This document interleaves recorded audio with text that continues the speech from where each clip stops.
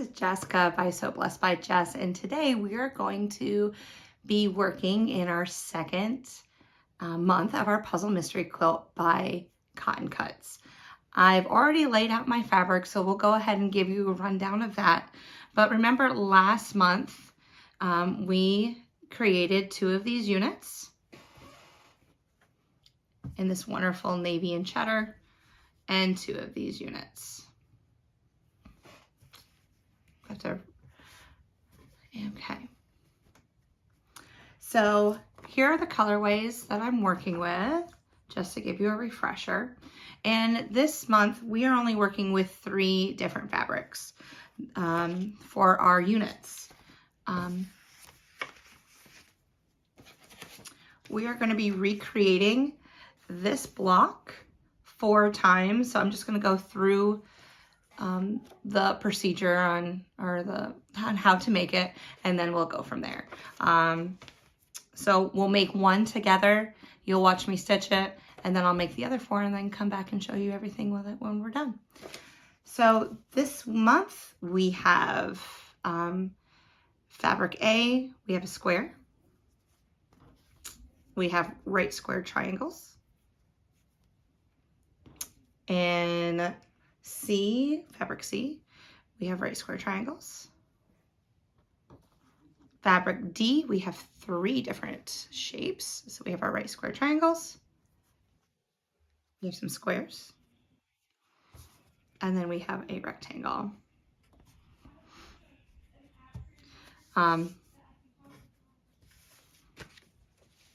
Sometimes as I'm quilting, so I'm a math teacher.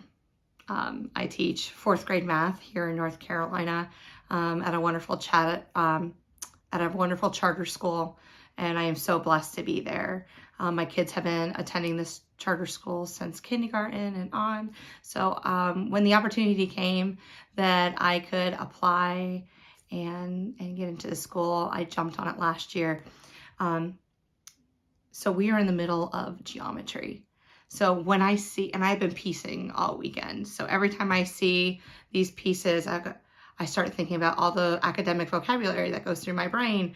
And I know you're going to think I'm nuts right now, but what are the attributes of a right triangle? What are the attributes of a square, a rectangle, parallel sides, perpendicular sides? I mean, my brain unfortunately never stops, but I absolutely love it. So I'm really looking forward to testing them next week, seeing their mastery, and go from there. But let me go ahead and get you turned around and we'll go from there. All right, so today I'm sewing from my Janome 3160 QDC. Absolutely love this machine. Okay, yeah, my foot is off. I mostly use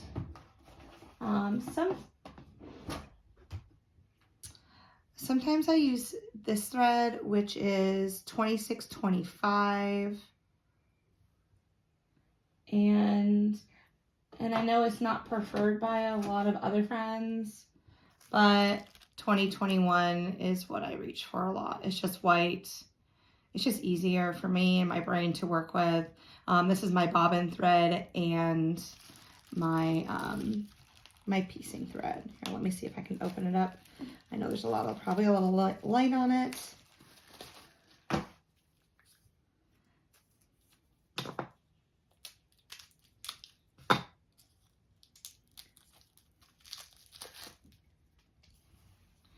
So as you can see, it's just white. I don't tend to use a lot of dark materials, but when I do use dark fabrics, I'll switch it over to this Orfill.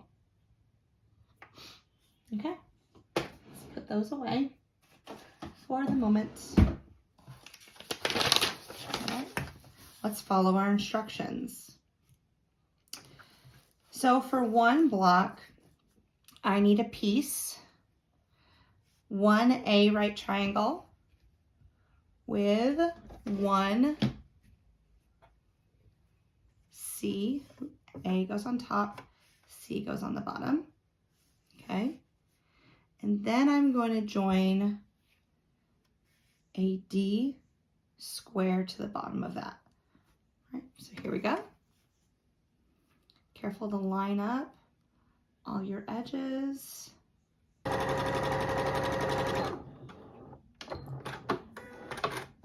So I have a 1/4 inch foot on my machine, so that when I roll it forward, go ahead and I need to turn back on my iron.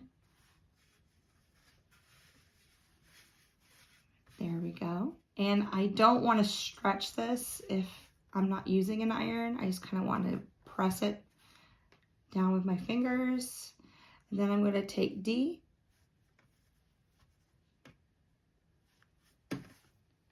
line it up, navy to navy, using my 1/4 inch foot again. I'm going to be using my 1/4 inch foot the whole way.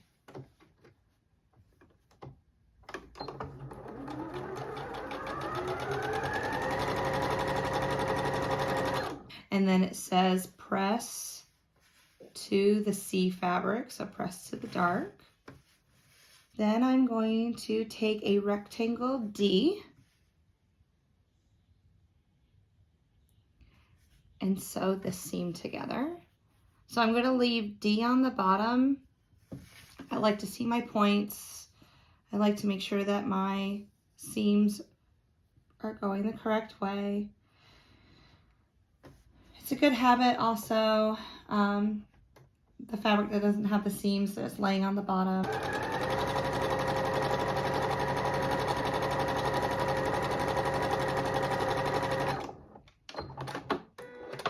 Because if you're ever dealing with fabric that's just a little bit bigger on the bottom that's pieced, those feed dogs, which is located right underneath your foot, they'll grab and they'll help ease that fabric in. So as long as it's not too much more. Okay, and then I'm going to be pressing away from D towards the pieced fabrics. So let me go ahead and press that out. Now that's where we are. Then it's asking us to take another A right triangle and piece that together with a D triangle.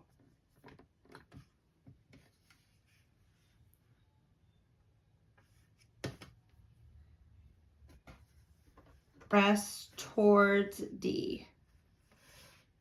Okay, so let me go ahead and press that up. A, D. And then I want to take an A square, put it to the right of D. Oops, it's having me, oops, sorry. So it says to flip the square. Oh, it almost matches up, how sweet. Okay. Then place these two, unit A that we just made to unit B. And I'm going to put the unit that's bigger on the bottom. And the way that we pressed it, our seams are going to nest right here. And nesting means that when I pressed the seam, one seam to the left, and this bottom seam I pressed to the right. So there's not so much bulk in between when I match them up. And if you were just they lock together. So they're not gonna move. Okay, line up the top and the bottom.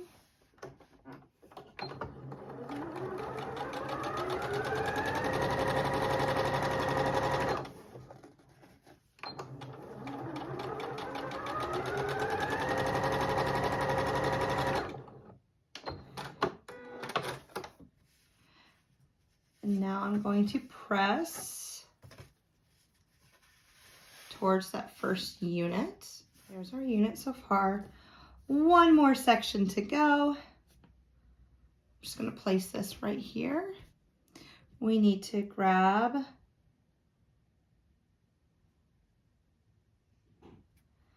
a D unit.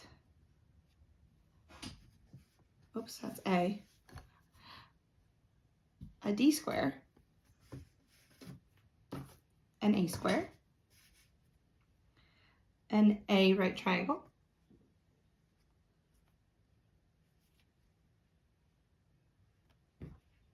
and a D right triangle. So now we're going to sew A and D together, and then sew on our triangles and press them to the outside. So I'm going to press to this triangle, press to this square, then press towards this square. And there's my third unit. And then I'm going to add this unit to the left of the unit that we've made so far. And also, the only seam that I need to match up are these two seams. Again, when I flip it over, these seams will nest. This top seam, they will lock together. This top seam is going towards the right. This bottom seam is going towards the left. I'm gonna flip it over because I like having the bottom, the larger piece on the bottom. It's asking me to press everything towards this longer rectangle. And there's our finished piece. This is the way that I've been showing you. I'm gonna flip it over so that you can see it. So this is the bottom, top, okay. Flip it over. This is how it's asking you to press your seams. I'm really enjoying this block. All right, I'll come back when all 4 of them are made.